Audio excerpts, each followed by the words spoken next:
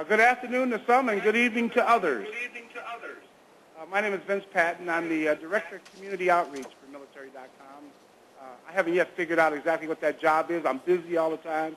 I sometimes consider this role as one step up from the Walmart greeter, but truly it's a wonderful opportunity to be here for the MilBlog Conference and to moderate this particular one-man show panel, I guess is what we call.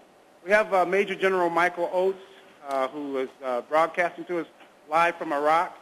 You folks will notice as we talk to him and so forth, there's about a 7-second delay. You'll hear him before you see his mouth move. It's not magic. It's just the other part of that magic of technology that we have things going. General Oates' bio is in your program, so I'm not going to go through that to take up the time. But General, I want to say good evening to you, sir. Good afternoon to you, Vince. Thanks for the invitation to be here today.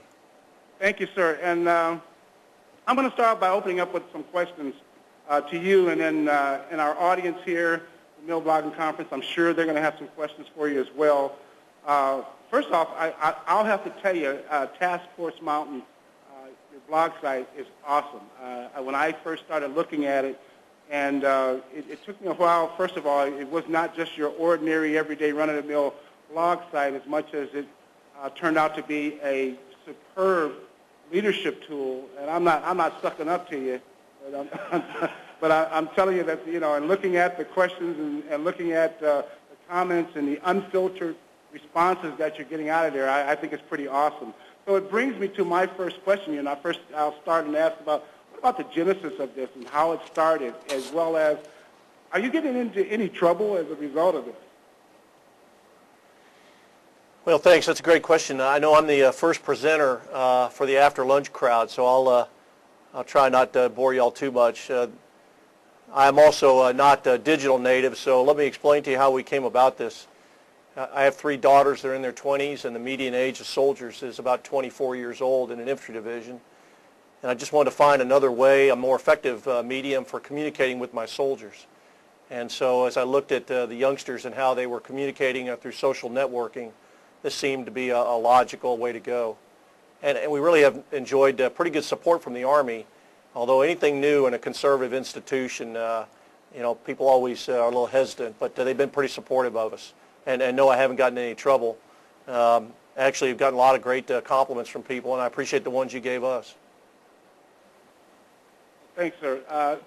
I noticed in looking at some of the questions that's come out of there that particularly I noticed, for example, one of the questions was asked about probably one of the hot topics that's circulating around both in and out of the military about on Don't Ask, Don't Tell, and seeing some responses that come out of there as well. So these particular comments and questions, I mean, are you looking at, you're just getting the pulse of the troops, finding out what their thoughts and ideas, or do some of these things tie into looking at policies or thoughts of what you're doing? Well, I've been in an infantry division 11 of the last 13 years, and so I feel like I have a pretty good sensing for what soldiers talk about. I try and stay as close to them as possible and try and play back questions that I hear them discussing to give them a forum to engage us and with their partners there. The Don't Ask, Don't Tell policy has been in the press. A lot of talk about generational views on that, so I figured it'd be a good topic. And so I put it out there to see what the comments would be.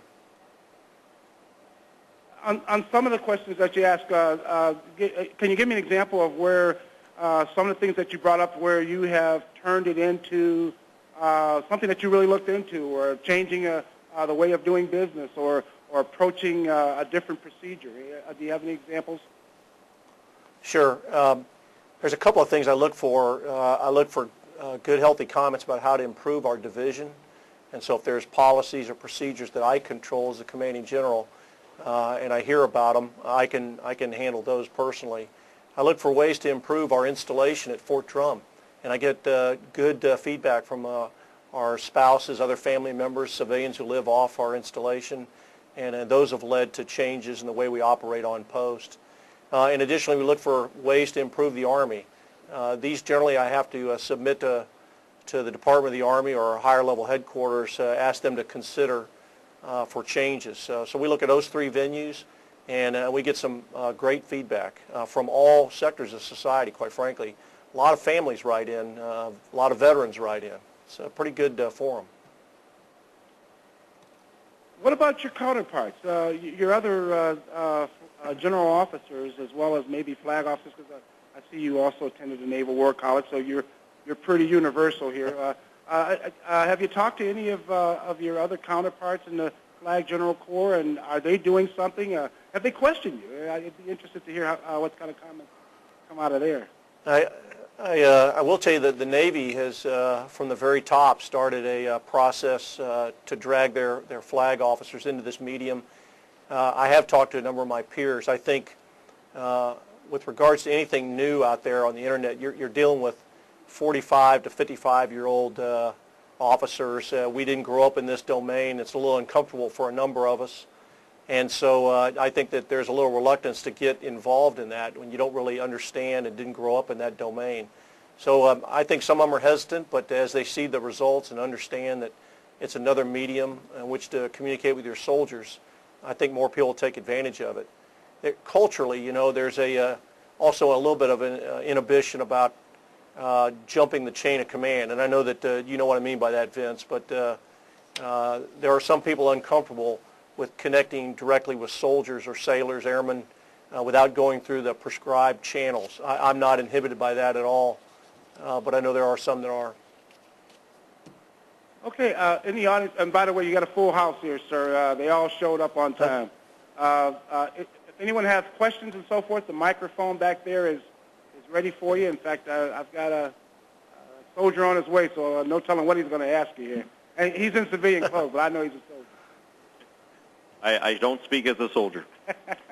Sir, thanks for meeting with us. It's truly humbling to know that you guys care enough to take some time out of your busy schedule over there and sit down and talk with us. My question is, we have a lot of high-level leadership who are really engaged in the mill blogging community and very supportive of what we do. However, I still hear on a regular basis soldiers getting shut down, and they haven't exactly done anything wrong as far as OPSEC or breaking the rules, but can you speak a little bit about whether and how the lower-level commanders, who seem to be a little bit more risk-averse, are being trained to acknowledge and accept military bloggers? Yeah, it's a great question, and first thing I would tell you is I think there's probably more rumor that soldiers are getting shut down than actual cases. I can't think of any in my division, and we've been here a year now with 17,000 soldiers that have been shut down by anybody in my chain of command. But I think you're onto something about the lower level commanders maybe discouraging that. Some of it's just a physical reality that we don't have the bandwidth to handle in the outlying areas where soldiers can get full access. But where they can, there's no discouraging them blogging as long as they meet the OPSEC rules. And generally where soldiers get themselves in trouble is posting pictures of things that are not appropriate or making comments that are over the line. But just from my own personal experience, we've had zero soldiers disciplined in our outfit for inappropriate blogging. So I'd have to see the specifics. I think it may be just a fear that there's going to be some of that, and in a couple of the cases where it has occurred have been overblown in the press and celebrated, may have exaggerated the impact. It's just my own opinion on that subject. Okay, we have another question. Yes, sir, and thank you very much. You kind of bounced around some of the things that encompass this, but when you're using your blog as a leadership tool, and to kind of bring a lot of this into focus, my question is, how would you, what would you say to future leaders, current leaders, leadership across the board as to the effects that you've seen using this as a leadership tool? First of all, I think the audience